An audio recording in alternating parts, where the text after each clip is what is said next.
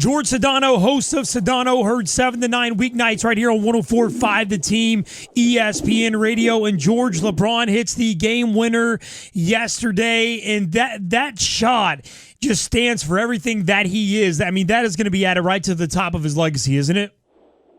Yeah, and he wanted to make sure everyone knew that. Look, the one thing I know about LeBron is that he hears everything. He knows everything. He's very calculated, and I don't mean that in a derogatory way. I mean that in a smart way. And he's heard it over the years. Oh, you're not clutch. You're not this. You're not that. You can never compare to MJ. Well, now he's hit as many buzzer beaters in the playoffs as MJ, and he wanted to make sure everybody knew that. How big is it that this LeBron James is saying, no, the ball is going to be in my hands. I'm not going to inbound it? That's the other part of the narrative, right? That he didn't want to have the ball in the big moments, that he always passed it up, even though what he was doing was really just kind of making the right basketball play in those situations. But I think that he realizes I don't have Kyrie out there at full strength. I don't have Kevin Love.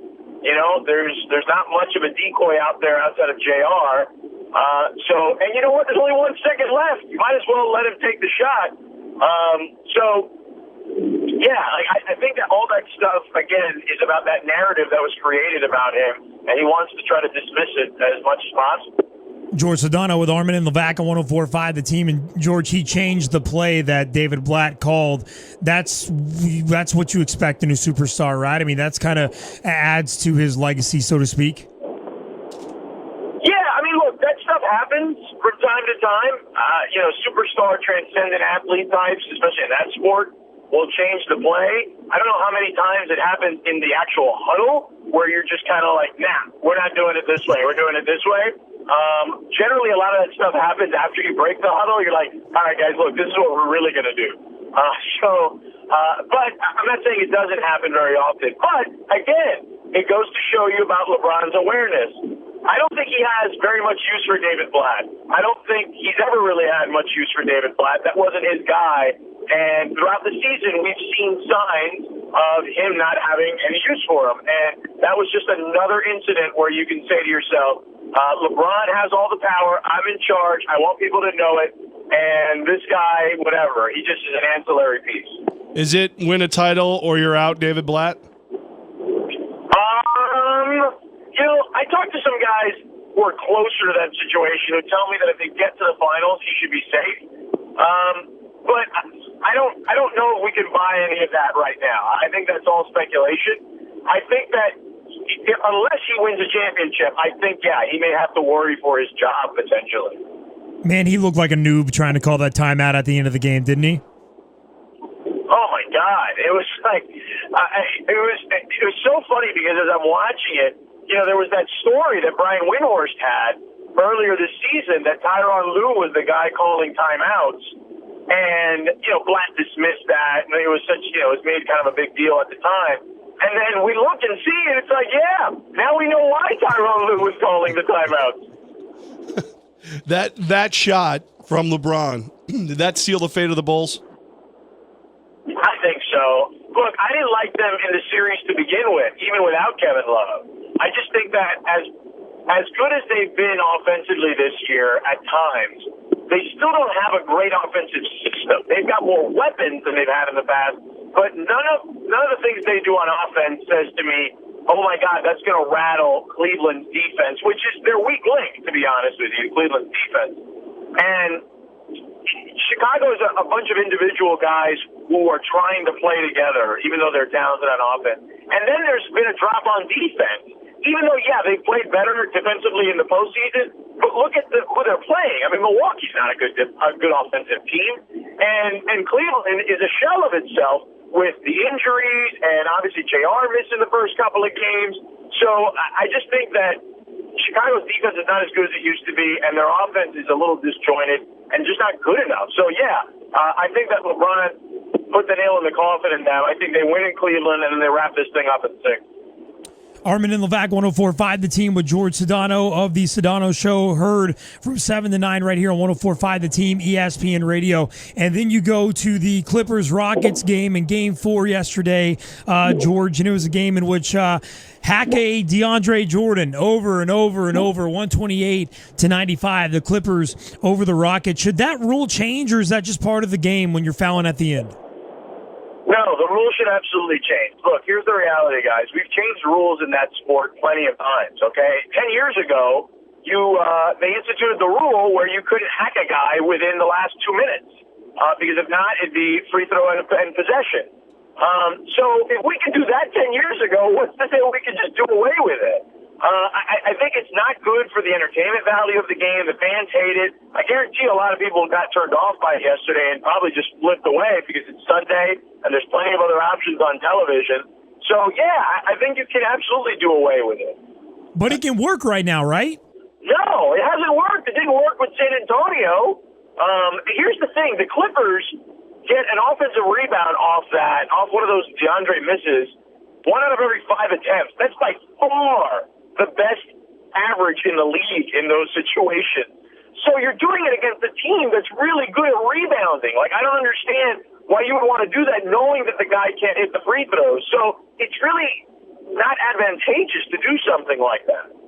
But isn't it like the best way to stop the hack of Jordan or hack of whoever to do better than 11 of 28 free throw shots in the first half? Yeah, I guess you could do that, but again, this is about a bigger issue here, okay? This is about what people want to watch. Nobody's going to an NBA game to watch a free throw shooting competition, especially when the guy stinks at it.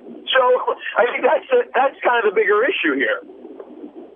George Sedano with Armen and Levack, 104.5 The Team, your home for New York sports. The way that the Clippers beat the Rockets in Game 4, do you think that series is done? Yeah. Listen, when they lost the game without Chris Paul in Houston, that series was over then, yeah. I thought. Look, if you look at Houston, guys, they're really predictable on offense. A lot of high screen type action in their offense. Everything kind of starts at the high post. And this time of year, man, you got teams game planning for you. There are no back-to-backs. There are no crazy flights, 3 games in 5 nights or 5 games in 7 nights. This is you and the other team, and you have plenty of time to scout. The whole next day is all about scouting. And it becomes a lot easier to figure you out if you're that simplistic on offense.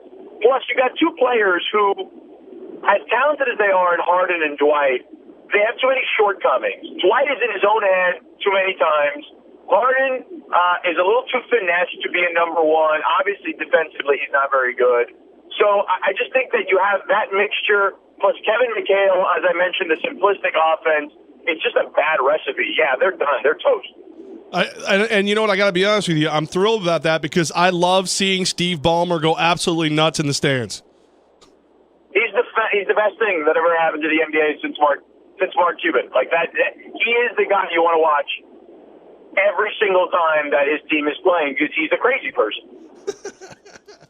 George Sedano, host of Sedano Show, 7 to 9 every night right here on 104.5 The Team. Of course, when the Yankees aren't here right here on your home for Yankees. So, George, Which is probably never, right? Because baseball's like every night. Like once every other week. Yeah. We got you jamming proud.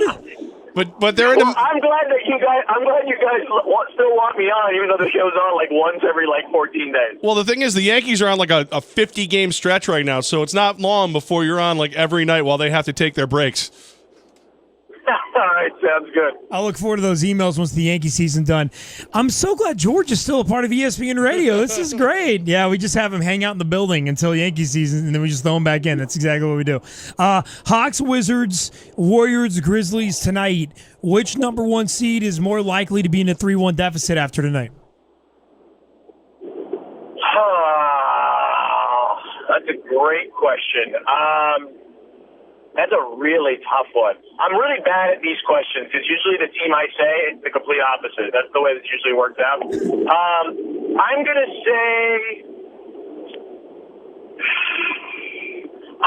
say the Warriors could be in worse shape. And I know I'm going to live to regret that. Watch. I know it. Immediately I'm going to live to regret that.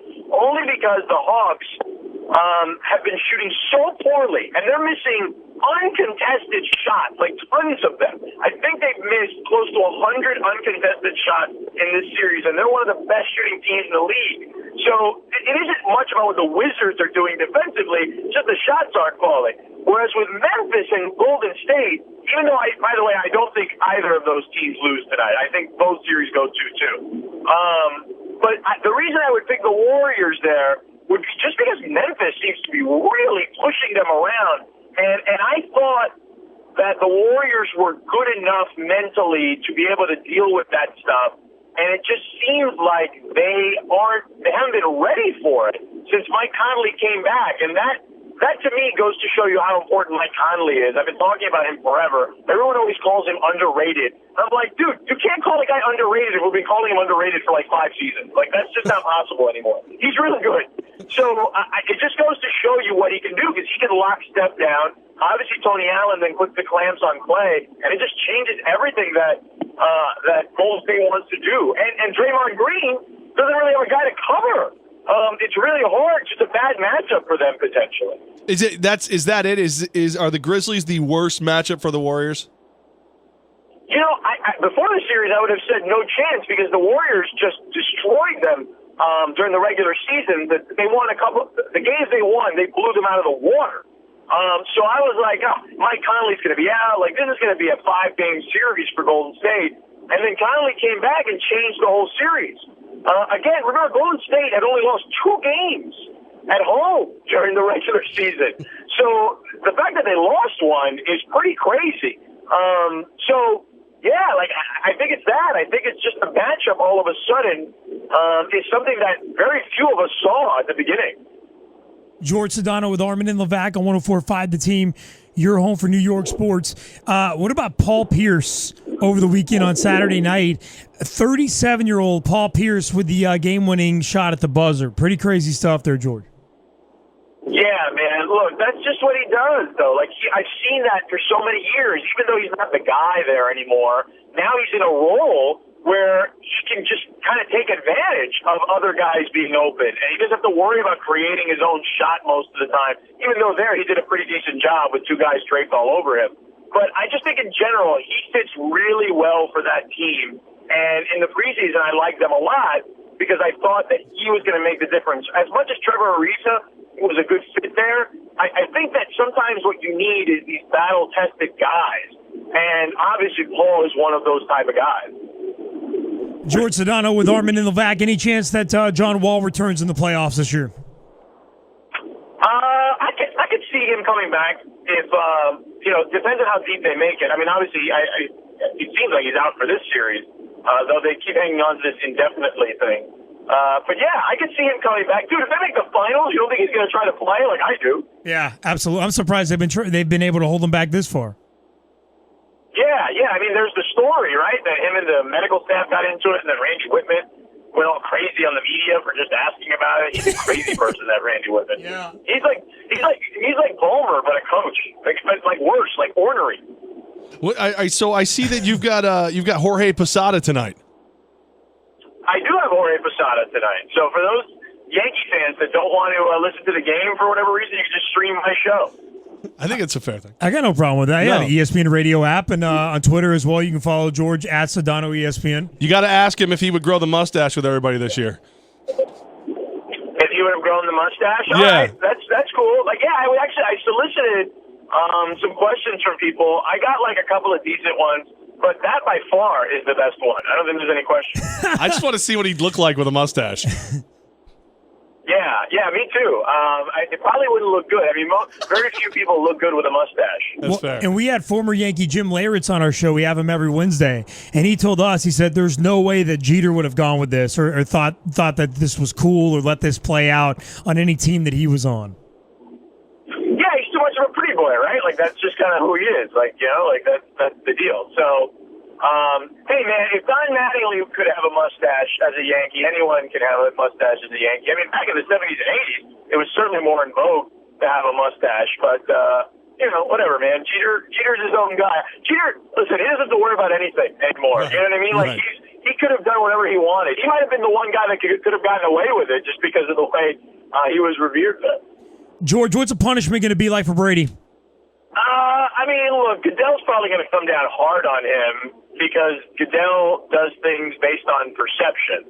And he knows he's still trying to fight the issues he had when he only gave Ray Rice 2 games. And I think all that stuff plays in. To him, public perception matters the most, which I think is an awful way to rule in those situations. But I think he's going to come down hard on him, like probably anywhere between 4 and 6 games, and then it'll get reduced, to 2 or 3 games or something like that via the appeal. George Sedano of the Sedano Show, 7 to 9 every single weeknight. You can check him out on Twitter at Sedano ESPN, the NBA Lockdown podcast as well, and Jorge Posada on the show with George tonight. Sedano, appreciate you as always, man. You're all over the place, really busy, and we always appreciate you stopping by and spending a few minutes with us, man. Thank you.